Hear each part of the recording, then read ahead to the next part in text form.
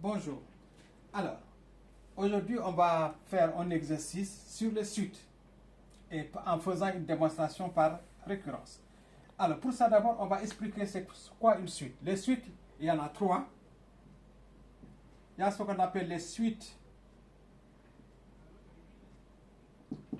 arithmétiques.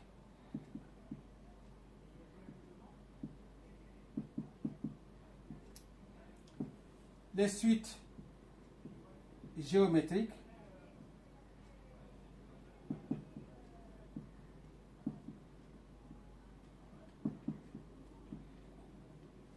Ensuite, en trois, les suites arithmético-géométriques. C'est-à-dire que la combinaison des deux. D'accord? Alors, une suite arithmétique est de la forme UN égale U0 plus NR. Donc, sachant qu'ici, là, c'est la forme générale. Ici, c'est le premier terme. Ça, c'est l'indice. Ça, c'est la raison. Donc, toutes les suites sont définies sur N. Là aussi, on y reviendra plus tard pour donner les 6 ensembles de nombres. Il y a N, Z, D, Q, R et C. On verra plus tard. Donc là, on appelle ça la forme explicite. Une forme explicite, c'est-à-dire que c'est une forme, on peut calculer les termes dans l'ordre qu'on veut, du premier jusqu'au combien on veut. Ensuite, on peut aussi donner cette suite arithmétique, c'est de la forme aussi UN plus 1 égale UN plus R.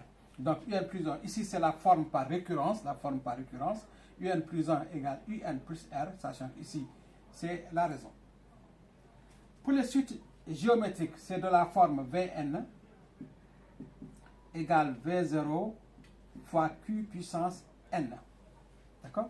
Donc ici, V0 c'est le premier terme, Q c'est la raison, et N c'est l'indice. Sachant que là c'est la forme, on appelle ça la forme explicite. Et la forme par récurrence, c'est Vn plus 1 est égal à Q Vn. Est-ce qu'on est d'accord? Donc ici, maintenant, les suites arithmétiques, c'est la combinaison des deux. C'est soit sous forme explicite, soit sous forme par récurrence. Alors, je reviens donc sur une suite. Donc, une suite, c'est un ensemble dans lequel ça suit. Donc, c'est défini sur n, de 0 à plus l'infini. Dans une suite arithmétique, on rajoute à chaque fois le même terme. Dans une suite géométrique, on multiplie à chaque fois par la raison. D'accord? Donc, dans les deux cas, pour prouver que j'ai une suite arithmétique, c'est UN plus 1 moins UN, et on doit trouver R. Est-ce qu'on est d'accord? Tandis que, là c'est moins UN, on doit trouver R, et tandis que la suite géométrique, c'est Vn plus 1 sur Vn, et ça me donne Q. Ou bien on fait une démonstration par récurrence que Vn plus 1 est égal à QVn. D'accord? Sachant que Vn c'est le premier, c'est la forme explicite, et Vn plus 1 c'est la forme par récurrence. Est-ce qu'on est d'accord? Donc ici, les suites, en gros c'est ça. Donc suite arithmétique, géométrique, suite arithmético-géométrique, combinaison de deux. Mais en terminale, le plus important c'est de faire la démonstration par récurrence. La démonstration par récurrence, ça veut dire quoi? On va démontrer que si la propriété est vraie au rang initial, alors elle doit être vraie pour tout, du début jusqu'à l'infini. Donc ici, c'est comme un jeu dans lequel, pour faire tomber les autres jetons, il faut faire tomber le premier. Une fois qu'on fait tomber le premier, il va faire tomber les suivants. Mais si on n'arrive pas à faire tomber le premier, les autres ne vont pas tomber. Est-ce qu'on est d'accord? C'est ça, la démonstration par récurrence consiste à ceci. Voilà cela. Alors, donc nous, on va corriger cet exercice-là, qui me dit qu'on a une suite donc, par récurrence, c'est une suite par récurrence, telle qu'on a U0, donc le premier terme est égal à 12, UN plus 1, donc la forme par récurrence, c'est UN plus 1 égale 3 UN moins 8. Sachant que que UN, donc on demande de montrer que UN égale 4 plus 8 fois 3 puissance n. Donc ici, le terme, la forme explicite, c'est UN égale 4 plus 8 fois 3n. Et ça, c'est la forme par récurrence. Alors, la démonstration par récurrence, c'est 3 étapes. Donc, première étape, c'est l'initialisation. Désolé, le tableau, comme il bouge un peu, c'est pourquoi l'écriture est un peu bizarre. Donc, on fait l'initialisation. Deuxième, l'hérédité. Et en 3, la conclusion. Alors, c'est important en terminale parce que au baccalauréat, c'est très rare qu'il y ait un sujet de baccalauréat où il n'y a pas de suite. Et la plupart des cas on demande de faire une démonstration par récurrence. Donc, il y a ces 3 étapes, initialisation, hérédité et conclusion. Et on va voir comment, en utilisant cet exercice-là, comment on va passer par ces 3 étapes jusqu'à ce qu'on arrive à la conclusion. Et pour voir si cette propriété est vraie à tout temps. Donc, en gros, comme moi, je sais que UN plus 1 est égal à 3 UN moins 8. Donc, l'objectif, c'est que moi, je trouve ici UN plus 1 est égal à 4 plus 8 fois 3 puissance n plus 1. Sachant que n appartient à grand N. Donc, c'est un entier naturel, positif. Est-ce qu'on est d'accord? Donc, l'initialisation. Donc, on va commencer par le rang 1. Donc, on va calculer P0. On va regarder que si moi je calcule P0, est-ce que je vais retrouver 12? Donc, c'est ça qu'on appelle l'initialisation. Donc, il faut prendre un départ. Donc, le départ, c'est le premier terme. Donc, ici, le premier terme, c'est 0. Donc, je calcule P0. Donc, P0, ça consiste à faire ceci. Donc, est égal à 4 plus 8 fois 3 puissance 0. Donc, le n là, ici, je le remplace par 0. Et on voit bien qu'ici, ça me donne 4 plus 8 fois 1. Donc, on n'oublie pas que si on met un nombre à la puissance 0, ça correspond à 1. Donc, ça me donne 4 plus 8, parce que 8 fois 1, ça fait 8, et ça donne bien 12. Est-ce que vous avez vu? Donc, ici, on voit bien qu'on retrouve le 12 qui était ici, au départ. D'accord? Donc, ce qui veut dire que l'initialisation est vraie. Donc, on va maintenant voir l'hérédité. Donc, en deuxième, on va calculer l'hérédité. Démontrer l'hérédité. Donc, si c'est vrai au rang premier, donc au rang initial, on va voir est-ce que c'est vrai à tout moment. D'accord? Donc, ici, on va calculer Pn plus 1 pour voir que c'est vrai, pour que ça continue, parce qu'il faut que je retrouve, que je viens de vous dire, il faut que je retrouve ici la n plus 1. Si je retrouve n plus 1 en faisant mon calcul ici, alors la propriété est héréditaire. Et si elle est héréditaire, donc on ne peut pas faire la conclusion. Donc là, ça devient donc 4 plus 8 fois 3 puissance n plus 1. Est-ce qu'on est d'accord? Donc là, nous, on va retrouver ça. 4 plus 8 fois 3 puissance n plus 1. Donc je reviens ici. Je sais que un plus 1 est égal à 3 un moins 8. Et je vais remplacer mon un par cette valeur-là, ici. Donc ça me donne bien 3 facteur de 4 plus 8 fois 3 puissance n, maintenant moins 8. Est-ce que vous avez compris? Donc l'objectif c'est ici, que comme on m'a dit que un plus 1 est égal à 3 un moins 8, donc je vais remplacer ce un là ici par cette valeur qu'on m'a donnée. On m'a donné ça. Donc ça me donne 3 facteur de 4 plus 8 fois 3 puissance n. Maintenant, moins 8. On n'oublie pas le moins 8 ici. Est-ce qu'on est d'accord? Et je calcule. Je développe mon 3.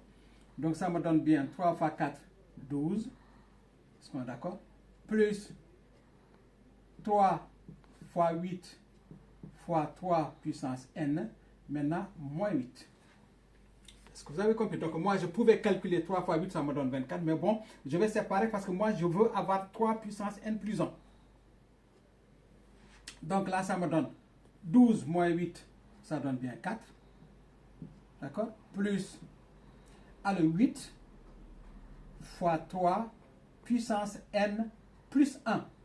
Est-ce qu'on est d'accord? Comme là, j'ai multiplié par 3, ça me donne bien n plus 1. Et là, ça me donne bien 4 plus 8 fois 3 puissance n plus 1. Tiens, c'est magique. Et je retrouve bien la démonstration que je voulais faire. Je retrouve bien 4 plus 8 fois 3 puissance n plus 1. D'accord? Donc, moi, je trouve bien que ma suite, ici, elle est vraie. Donc, vraie au rang initial. Donc, pour U0. D'accord? Donc, U0, on avait bien retrouvé 12.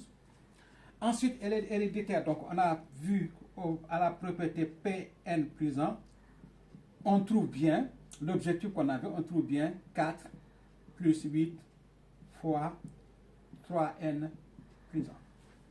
D'accord? Donc, je retrouve bien mon objectif. C'était ça que je voulais et je retrouve ça ici. D'accord? En utilisant tout simplement ici, en remplaçant le un par sa valeur. Donc, comme la propriété est initialisée, elle est héréditaire. Donc, conclusion,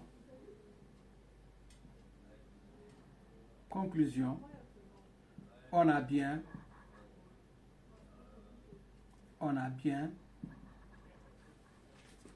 un égale 4 plus 8 fois 3 puissance n. Alors, encore une fois, l'erreur qu'il ne faut pas faire, il ne faut pas dire en conclusion ici que un plus 1 est égal à ça.